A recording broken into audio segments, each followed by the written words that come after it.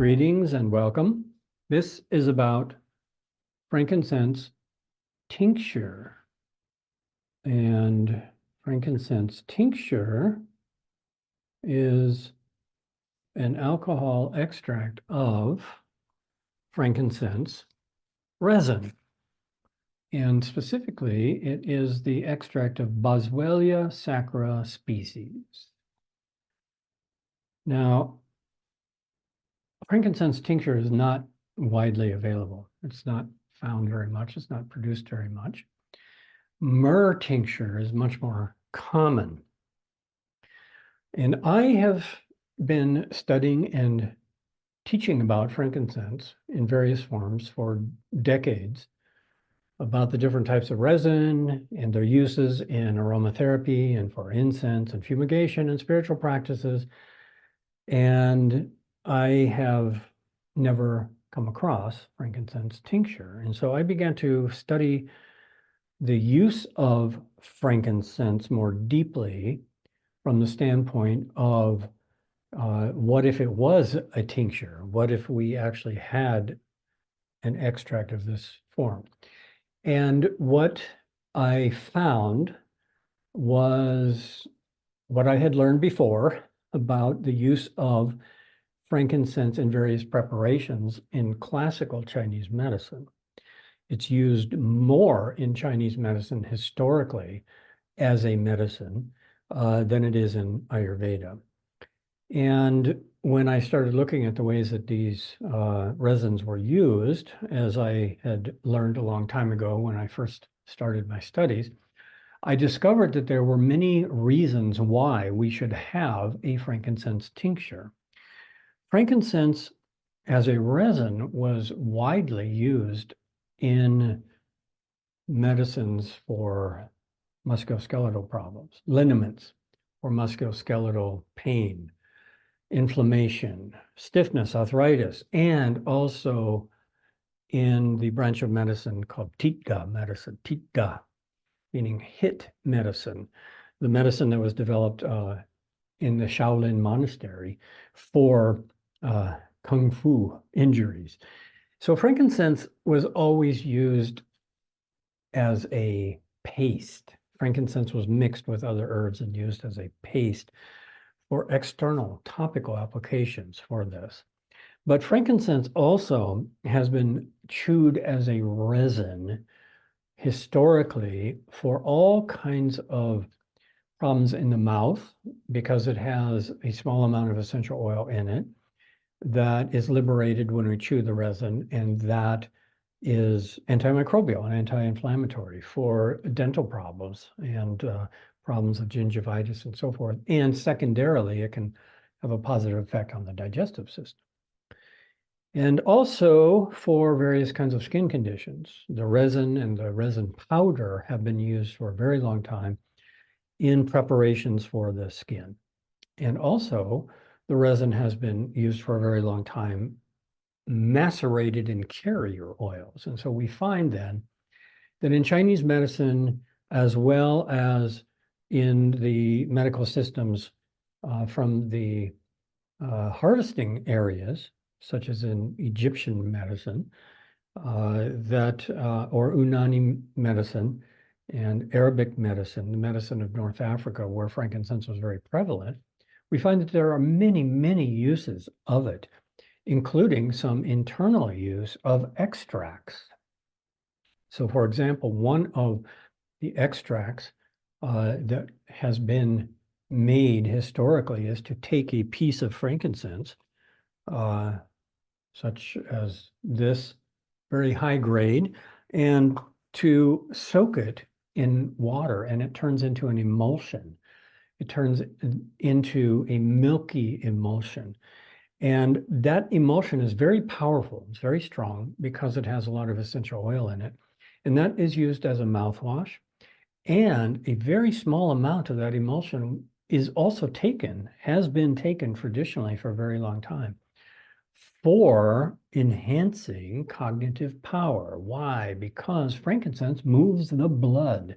Frankincense is a blood vitalizer, and that's why it's used externally in these applications for pain, soft tissue injuries, bruising, and so on. And so if a small amount of the emulsion, the water-based emulsion, is taken, which is how it was used traditionally, it is said to be very good for students because it enhances concentration and memory, and good for elderly people because it enhances cognitive function.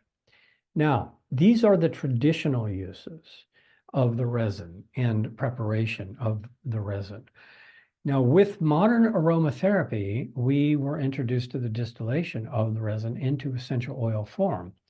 And essential oil of frankincense is a beautiful oil. So many species of trees and so many different kinds of aromas from the different species, and so many medical uses of the essential oil also. But the essential oil is very, very concentrated, and any use of essential oils internally is very risky. And this is one of the main things that I was teaching about frankincense oil is don't drink it. Don't drink the frankincense essential oil. Use it very safely. And now we come to this tincture, and this tincture is very potent. It's somewhere between, in terms of its concentration and its potency, it's somewhere between using that emulsion and using an essential oil. In other words, on the concentration gradient, it's not as concentrated as an essential oil, but you still cannot take it safely without some real safety guidelines if you're going to use it internally. And so now I will tell you what to do with this frankincense tincture, and it's very easy. We use it more like the traditional methods.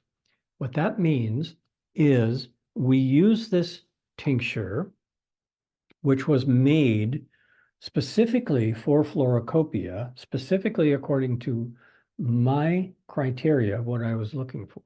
And this is a very unique product. It was made once, and when it's gone, it's gone.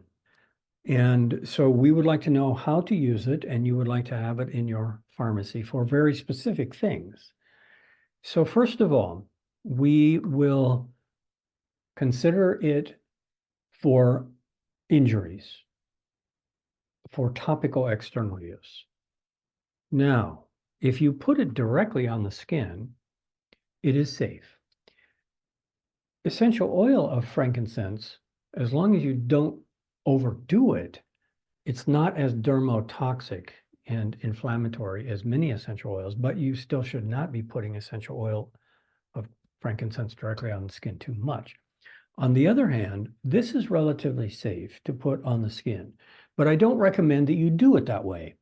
What I suggest, and this is how I use it, and this is how I have recommended that it be used to many people, is that you take a carrier oil and use this, put some of this in a carrier oil for application to specific areas or for whole body application in the classic Ayurvedic oleation treatment that we know as Abhyanga, warm oil application over the entire body, followed by a hot shower or hot bath. Now, the dosage with this is about 1 cup of oil and about 1 teaspoon of the tincture. And you can easily go up to 2 teaspoons if you want to potentize that. And in that 1 cup of oil with 1 or 2 teaspoons of the tincture, you just blend them together. Now, what I have found is even better than just a standard carrier oil like sesame is to actually use one of the medicated oils from Ayurveda that are also for this purpose.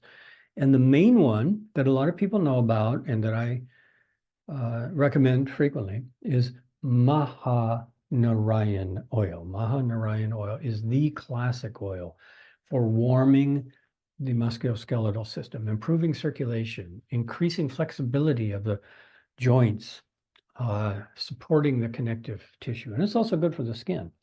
And that's exactly what frankincense does. And that is also why certain resin medicines are frequently found in these classical Ayurvedic body oils. So take 1 cup of that warm Mahanarayan oil, put 1 teaspoon of the frankincense tincture in it, and then just massage as much as you like over the entire body and let it soak in. And then take a hot shower or bath, but don't wash it off. Just let the oil soak into the skin and then let the hot water soak it in even more. Pores will open, oil will go in even more. And then just towel it off. You can wash it off with soap if you want, but it'll be more effective if you just towel it off, and that will leave a little bit of residue on the skin.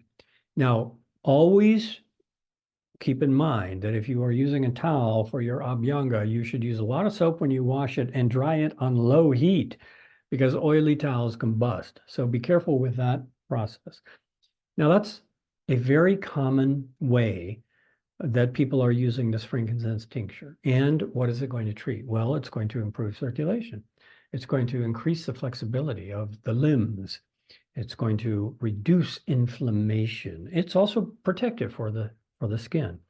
Now, you don't have to do the whole body application because if you have a particular area that is troubled, then you can just use that same mixture of Mahanarayan and frankincense tincture, and you can put it on locally. If you have a sprain, a strain, a soft tissue injury, bruising, HIT medicine, you need some HIT medicine, you can use that. And you could actually increase the amount of the frankincense tincture quite safely. You could actually use half and half Mahanarayan oil and tincture locally. And then you could also blend the #1 essential oil for soft tissue injuries that helps to move the blood, resolve bruising, relieve pain, and speed the healing process, and that is helichrysum essential oil. And so your recipe then is a carrier oil, such as Mahanarayan, an herbal carrier oil, and frankincense tincture, and helichrysum essential oil. And that's an incredible blend for helping musculoskeletal problems. So in that recipe, you would like to think about, for a local application, maybe 1 tablespoon of Mahanarayan, maybe a teaspoon of the tincture. It's all flexible. And maybe 2 or 3 drops of the helichrysum essential oil. That's how you can mix for just a smaller localized region. Apply this frequently. Just keep putting it on. And you can also do a warm compress over it to drive it in more. Okay, so that's the primary use of this tincture, is to potentize external treatments for the musculoskeletal system and for injuries. But that goes into all kinds of things because people are having all kinds of inflammatory conditions now in their musculoskeletal system from all kinds of causes.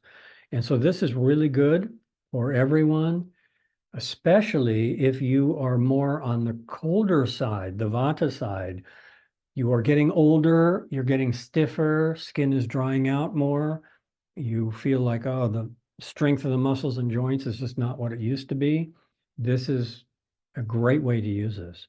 Now, another way to use this is in a mouthwash. And so what you want to do then is just take a few drops, and it's very concentrated. It's very strong. It is surprisingly powerful as a medicine. And so if you're using it as a mouthwash, you're going to spit it out. And so you're basically not going to have concerns about it being too strong on your digestive system.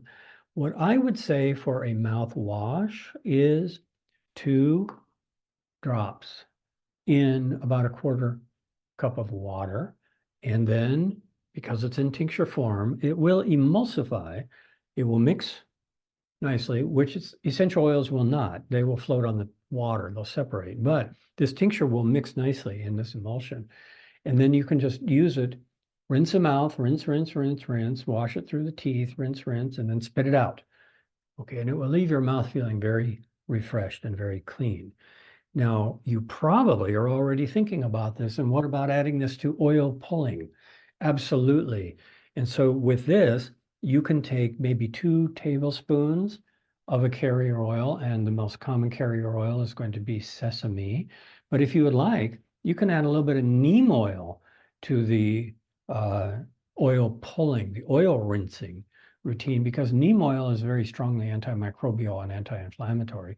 And so you could take 2 tablespoons of sesame oil, and then you could put in 2 or 3 drops in the oil. And you could also do a little bit of neem oil, like I said. And so you've got 2 types of carrier oils, neem and sesame, and then a couple drops of the frankincense tincture. And you're going to swish and swish and swish and pull it through the teeth, and it's going to get in and do some deep cleaning, and it's rejuvenative for the gums. It's going to improve the circulation, and the frankincense will give it some anti-inflammatory and antimicrobial power, and then spit it out. All right, so far we have not consumed any of this tincture. Now, what about consuming it? Well, we know that we can consume frankincense because it is actually found frequently combined with myrrh in various kinds of internal formulas in Chinese medicine, pills that are made out of frankincense and myrrh that were frequently combined together. They call those 2 the 2 sisters, Yuxiang and Muyao, 2 sisters, frankincense and myrrh.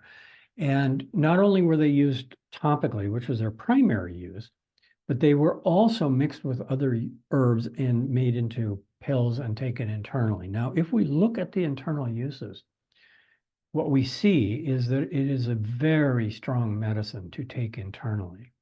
And this is where we must make a separation between a product like this for general use and clinical use.